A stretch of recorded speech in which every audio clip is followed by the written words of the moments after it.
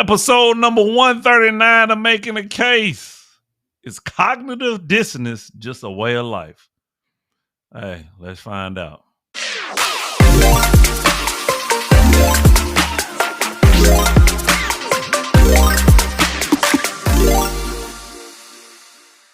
Hey, what up, YouTube? We back at it again. Another episode of Making a Case, episode 139. I'm your host, Dr. Jacob Isom. We got two channel norms over here. One, we'll take points at our people, and then two, we don't do all the cussing and derogatory stuff because we like to keep it professional over here. All right, so of course, let's just go ahead and jump into it. Today's episode, we're talking about cognitive dissonance and is it just a way of life? Okay. Now I have a video clip that actually breaks down cognitive dissonance way better than I could. So I'm kind of going to let that linger a little bit until we get into the video clips because I only got two for you today. But I think both are very potent and straight to the point and definitely breaks down what cognitive dissonance is and kind of why we deal with it. But what I will say is this, right? Understanding cognitive dissonance, and pretty much we all go through it, right? We've all had experience it, and it is just a theory, right? Even though I think it's a theory that we definitely understand and we definitely play out day after day after day. Some more than others, right? But essentially, when we talk about cognitive dissonance, we talking about the lack of ability to take in new information and kind of adapt, or really the ability to take in new information and change behavior once you receive new information. Okay. And it's almost like it is a human condition. So that's the case I'm gonna be making. That pretty much cognitive dissonance is a way of life. Although it can be problematic, but you know, it kind of just is what it is. Like it's something that all human beings have to deal with, right? And of course, we've evolved culturally, and cognitive dissonance now look a little bit different than it probably did even 20 years ago. But we all deal with it nevertheless. And what you will see is that I think it shows and rears ugly head even more so now, because I was talking to somebody or kind of explaining that I believe we're just in the age of extremism, right? People with extreme religious views, extreme political views, extreme views on gender, the whole gender war, which is a real thing. Like, and we're just not. It's almost like we're comfortable with having enemies and living like that. Okay, so I won't keep running my mouth. I'll just jump straight into the videos because I want to break down cognitive dissonance. And is it just a way of life? Is it just something that we have to learn to deal with? And we have to understand that people will just be dissonance, okay, cognitively.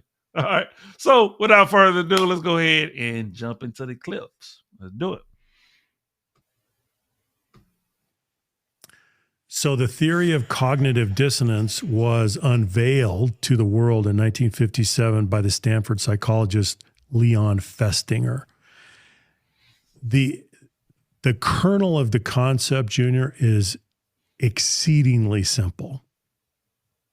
What it says is that humans in their natural state, they want harmony, they want consistency, they want what he calls consonance between their behavior and their beliefs.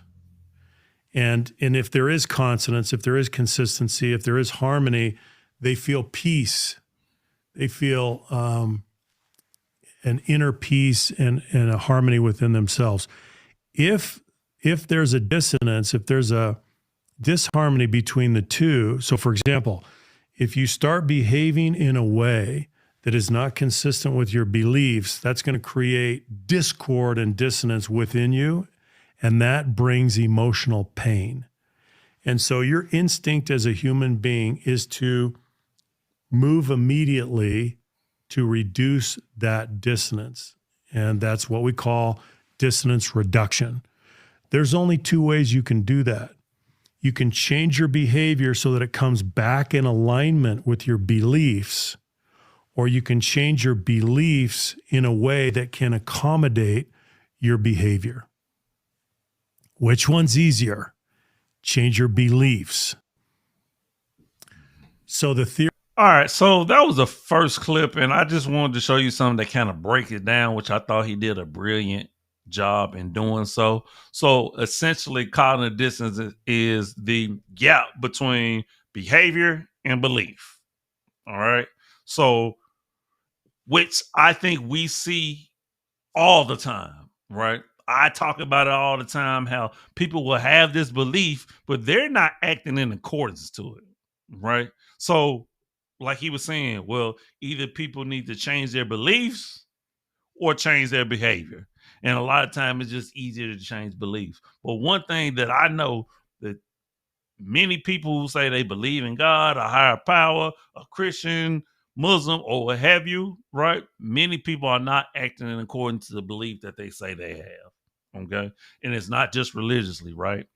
So if you're a man of principle, if you're a man of standard, and you say, this is what I stand for, it's not going to shake me, it's not going to break me, then you should be living up to that. I think people are way more comfortable, way more confident, and trust and believe in themselves more when they can have a standard or a belief and live up to it, right? It gives a oomph to you, right? But I think a lot of time people are not confident and they feel a certain way about themselves. They feel insecure because they understand that they're not living up to what they say they believe in. I also think they understand just how difficult it is. It is not easy to say, hey, this is my principle, my standard, my morals, my ethics, my beliefs, and actually live up to that. It's not an easy task. Okay. Which is the reason why I always say I don't talk about people. I talk about the points, right? That's a standard that I have. And I'm never going to back down from it. Now, will I address some people from time to time? Yes. If it seems plausible, but I'm never going to attack somebody though. Okay. So I have another clip that's gonna kind of go in a different direction, but we still talking about cognitive dissonance and is it natural? As you can see, the gentleman in the first clip was saying that, well, it's a natural human condition. And I'm starting to kind of believe that as well. All right. So let's get into the next one. We like to see ourselves as consistent beings. Cognitive dissonance is weaponizing this. We're messing with this need to be consistent. So let me show you like an example of how it might work with political beliefs. When people get entrenched to the far left or right, they face facts. They ignore facts. They discredit new information that doesn't align with their belief. They find all the comfort in the world in these echo chambers. And even more so, they become evangelistic. They spread their beliefs even further, trying to convince others and themselves secretly that they're right. So if I become an evangelist, I'm going to convince myself because of how loud I am that these beliefs have to be right. If they encounter real evidence or arguments that starkly contrast with their own views, like scientific studies or statistical data, this sets up a clash. So the discomfort they feel is that cognitive dissonance. And our goal is to reduce discomfort. That's our body's goal, our brain's goal. How do I reduce discomfort? People have a few options. Number one, they can change their beliefs, which is very hard. Two, I can distort the new information, which means that I can misinterpret or question its validity, or I can reject the new information completely. And more often than not, it's easier to distort or reject the conflicting information than to overhaul our own personal beliefs that are tied to our identity and our worldview.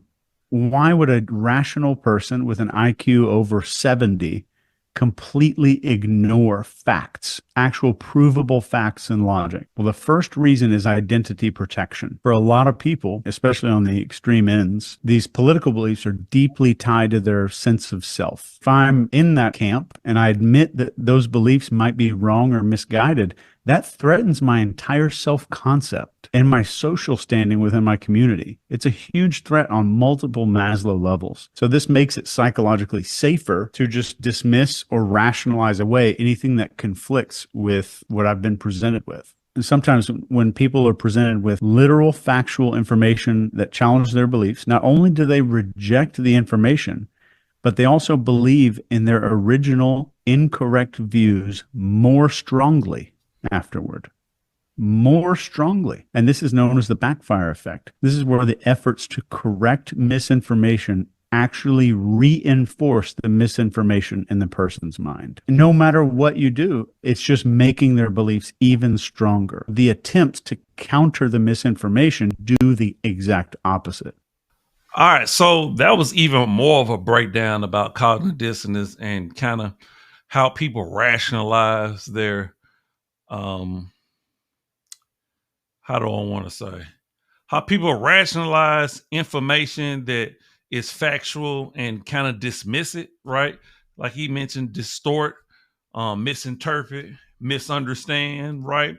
Because I do believe that a lot of people understand that when they're countered with factual information, they know it's true, but like he said, pretty much we're tied to information, or more so our beliefs, right? It becomes a part of our identity. So admitting that we're wrong and we've been following and believing in the wrong thing, that's not an easy task. That's not an easy thing to do and admit, right? So I think a lot of people will literally go to their grave and die before they're willing to admit that, well, things may or may not be true, right? And that's a tough pill to swallow, right? That's why I'm typically in the position where I question everything, right? I need evidence. I need to be able to see it a lot of times, and I know everything you're not going to be able to observe, but I definitely need some type of experience, evidence, observation, or something to typically know something, right? Or even because I think that beliefs, they do more harm than good, to be honest with you, because you're going to argue until the cows come home when it comes to believing in something, right? Or having an opinion on something. I think facts and knowledge should definitely be, above the fray, above the crowd, but that's just my opinion. But people will rationalize, why they're right and why they're not wrong. Like they do it all the time, right? In every sphere. So we talking about religion, we talking about politics, we talking about relationships, right? I mean, and it's hard to deal with those type of people, and typically you don't want to deal with those type of people because you understand that it's hard to, you know, have a conversation because like they're literally are creating a distance between what it is that they want to believe in and what it is that is actual factual information. So it's a tough sell for some of us, man. And for those of us that's learned and think more with a logical mindset, like minds think alike, and those people gonna end up just flocking together and staying. I mean, we're literally gonna have a divide naturally for those of us that would rather think logically and instead of having that cognitive dissonance, right? Even though to some degree we all deal with it, some of us just think things more thoroughly through than others, right?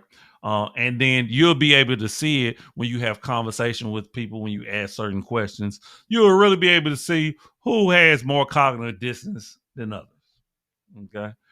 All right, we're going to end this episode on that note. Hopefully, you gain a different perspective, man. Tell me what you think about cognitive dissonance.